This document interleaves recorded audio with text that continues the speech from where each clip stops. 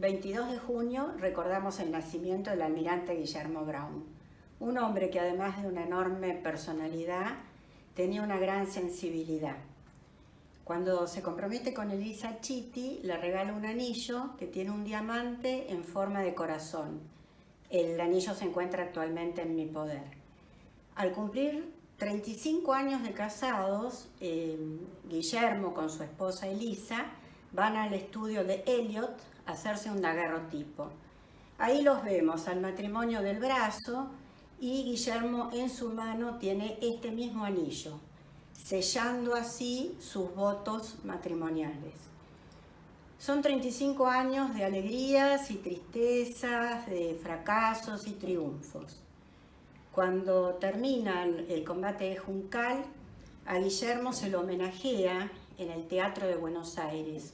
Sala llena total. En el interludio le regalan el cuadro que le pintó Goulou, con aplausos, vítores. Después se canta el himno nacional. Esa ceremonia se repite en 2 ocasiones. Ese mismo año, a fin de año, tiene la peor de las noticias: la muerte de su amada hija Elisa. Sus contemporáneos dicen que pierde la alegría. No obstante, 5 días después del sepelio, se presenta en su buque a trabajar. La vida continúa.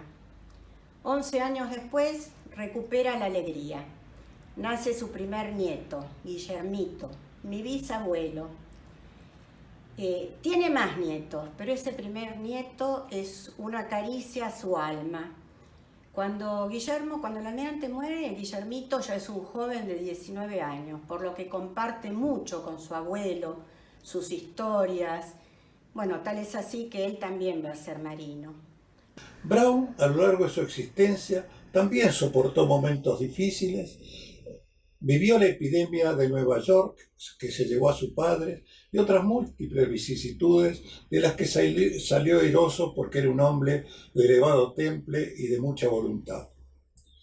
Cuando Brown comienza a constituir su primera escuadra, la escuadra que le da el triunfo de Montevideo, alista sus barcos en el riachuelo, que entonces no estaba prácticamente poblado, sino que tenía algunos barracones donde se colocaban los marineros que después iban a formar parte de los buques y los elementos que Brown iba reuniendo.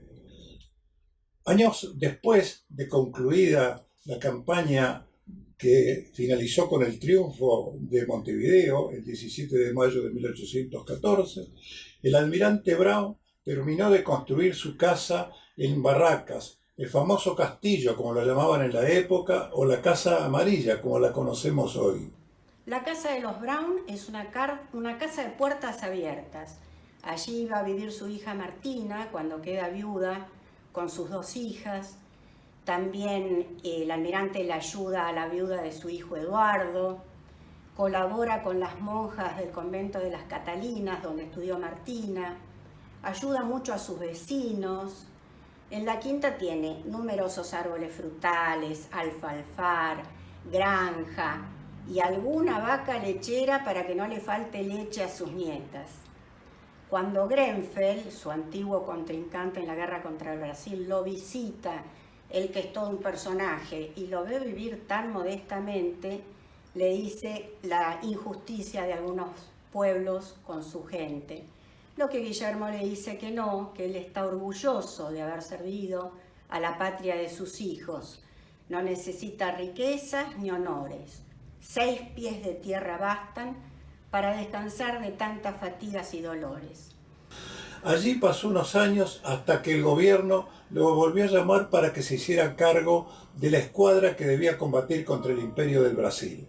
Brown, marino acostumbrado al deber, aceptó de inmediato esa nueva responsabilidad y enseguida en el riachuelo, que ya estaba comenzando a constituirse en un pequeño barrio, había algunas casas flotando, por decir así, en medio de la zona.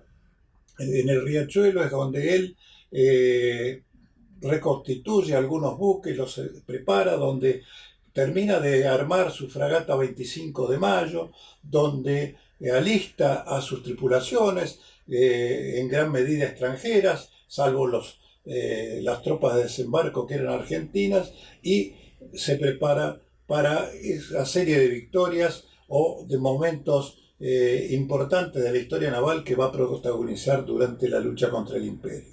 Cuando Quinquela comienza a modelar el paisaje cultural de la Vuelta de Rocha, destina grandes esfuerzos para contribuir a la puesta en valor de la plazoleta de los Suspiros, en ocasión de ser declarada oficialmente como lugar histórico nacional en 1948. En las décadas del 40 y el 50, en este lugar, se llevaban adelante desfiles, celebraciones patrióticas, homenajes a nuestros próceres, muy especialmente homenajes dedicados al almirante Brown, que es quien preside la plazoleta a través del magnífico busto que le realizara el escultor Julio César Bergottini, busto custodiado además por un cañón procedente de una de las históricas naves del almirante. Y años más tarde, una vez más, Brown usará, digamos así, esta zona, la zona de la Boca y sobre todo la Vuelta de Rocha, como el ámbito donde va a entrenar a sus tripulaciones y donde va a alistar sus buques para luchar contra las potencias extranjeras que enarbolaban sus insignias de combate en los ríos argentinos. En 1956, en el mismo lugar, se llevó adelante una gran celebración cuando se deposita en el Museo Benito Quinquela Martín una urna conteniendo tierra procedente de Foxford, el lugar natal del almirante Brown.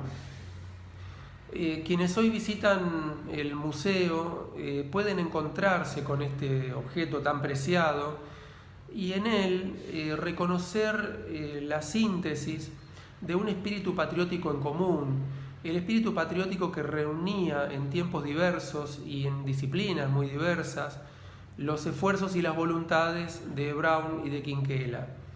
Porque, y acaso este sea uno de los máximos legados de Quinquela, él concebía la educación, la cultura, el arte, como las grandes herramientas transformadoras a partir de las cuales se construía el sentido y los caminos de la patria. Los músicos militares en el Río de la Plata datan de 1536. La nómina de los integrantes de la expedición de Pedro de Mendoza dan pauta de la llegada de los primeros pífanos, trompetas y tambores al Río de la Plata.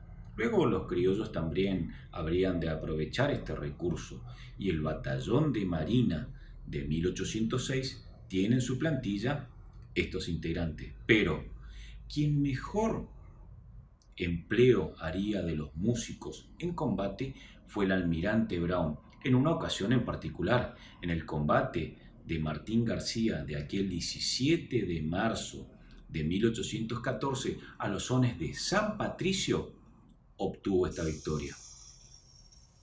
A las 4 de la mañana, la tropa y marineros, sumando unos 150, desembarcaron bajo un vivo fuego que partía de los bosques de la isla. Como era el día de San Patricio, el tambor y el pífano, irlandeses ambos, ejecutaron su aire nacional, y a sus acordes los asaltantes treparon a la colina, adueñándose prontamente de la isla. Los españoles se reembarcaron en sus buques y huyeron en la mayor confusión, abandonando a los vencedores todas sus provisiones y bagajes. Este recurso de la música fue nuevamente empleado al final del combate del Buceo del 17 de mayo de 1814, donde Brown conmemoró su triunfo haciendo ejecutar San Patricio por la banda lisa de la fragata Hércules. Son muchas y muy profundas las razones que impulsan al Museo Benito Quinquela Martín a formar parte en conmemoraciones y homenajes al almirante Guillermo Brown. Cabe recordar que la figura de nuestro insigne héroe naval es omnipresente, especialmente por aquí en la zona de La Boca, Barracas, donde vivió, donde instaló la histórica maestranza. Quinquela Martín lo tenía como uno de los grandes espejos para ofrecer a las jóvenes generaciones que como sabemos eran los grandes destinatarios de la obra filantrópica del artista boquense. Por eso es que, intentando honrar aquellas tradiciones que durante largas décadas se habían perdido, hace 3 años, en conjunto con el Instituto Nacional Browniano, a quienes agradecemos profundamente su permanente cercanía espiritual, es que hemos retomado como parte esencial de nuestros proyectos la conmemoración en comunidad del nacimiento del almirante Brown en la Plazoleta de los Suspiros. Este año las razones que son de público conocimiento nos impiden estar allí como nos hubiera gustado, junto a instituciones, vecinos y comunidades educativas, pero quisimos igualmente estar presentes de esta otra forma, brindando el tan merecido y perpetuo homenaje al almirante Brown, uno de los grandes constructores de nuestra patria, que habita el bronce, pero que principalmente habita y para siempre los corazones de nuestra gente y de nuestra tierra. Los descendientes de Brown nos quedamos en el Río de la Plata, en Uruguay y en Argentina. Y en lo personal mantengo vivo el recuerdo de este gran ser humano que fue Guillermo Brown.